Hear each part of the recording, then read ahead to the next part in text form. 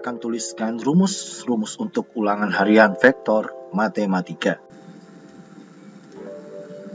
Panjang vektor V berupa XI tambah YJ adalah dengan penulisan kurung mutlak, ya. Panjang vektor V sama dengan akar kuadrat untuk X kuadrat tambah Y kuadrat. Jadi, ini berupa bentuk dalil Pythagoras. Berikutnya, vektor satuan untuk vektor V adalah vektor V dibagi oleh panjang vektor V itu sendiri. Atau dapat juga ditulis dengan seperpanjang vektor V dikalikan vektor V. Lanjut. Jika θ adalah sudut antara dua vektor yaitu A dan B, maka berlaku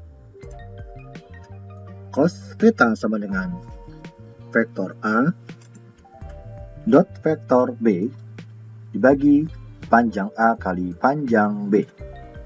Nah, mengenai perkalian titik atau A dot B ini, kita lihat rumus berikutnya.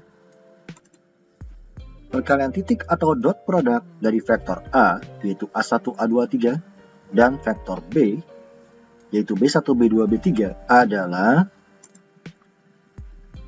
A1, B1 atau A1 kali B1 tambah A2 kali B2 ditambah A3 kali B3. Kesimpulannya, perkalian titik atau dot produk dari dua buah vektor, baik itu vektor ruang 2 atau ruang 3 seperti ini, menghasilkan sebuah nilai baru atau skalar. Berikutnya adalah resultan dan selisih dua vektor. Tentunya dua vektor ini memiliki sudut θ, membentuk sudut θ, dan kita akan lihat rumusnya yang berhubungan dengan aturan kosinus sudut dalam trigonometri. Resultan atau penjumlahan antara vektor A dan B sama dengan akar kuadrat terhadap kuadrat panjang vektor A ditambah kuadrat panjang vektor B ditambah 2 kali panjang vektor A kali panjang vektor B dikali cos θ. Hati-hati, untuk bagian ini harus kita dahulukan operasi perkaliannya, baru penjumlahan berikutnya. Nah, sekarang rumus selisih antara dua vektor. Selisih antara dua vektor sama dengan akar kuadrat, ya. Intinya sama dengan di atas, yang berbeda kalau di atas tadi resultan atau penjumlahan bertanda plus di bagian ini, maka untuk selisih ini pun tandanya pun juga selisih atau pengurangan, ya. Oke, paham ya? Syarat dua vektor saling tegak lurus di mana cos 90 derajat sama dengan 0 adalah A dot B sama dengan 0. Hal ini dikarenakan dari rumus di atas, yaitu rumus cos sudut antara dua vektor. Ketika cos θ atau cos 90 adalah 0, kalikan silang panjang A kali panjang B ini menghasilkan A dot B sama dengan 0. Jika ditanyakan vektor AB yang terbentuk dari koordinat titik-titik A dan B, maka kita melihat vektor AB ini ditarik garis dari titik A menuju B, sehingga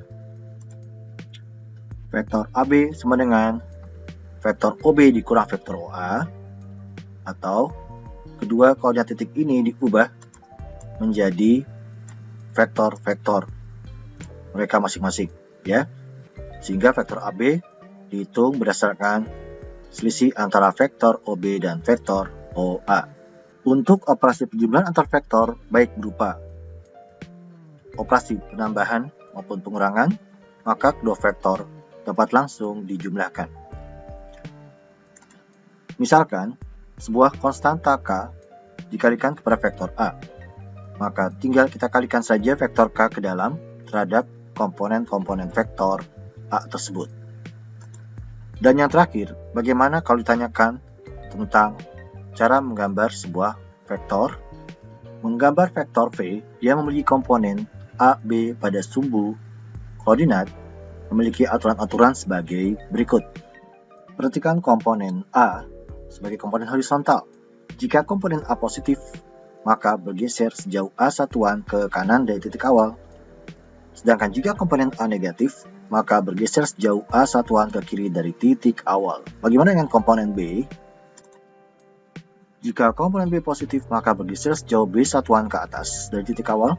Jika komponen B negatif, maka bergeser sejauh B satuan ke bawah dari titik awal. Perhatikan contoh berikut ini.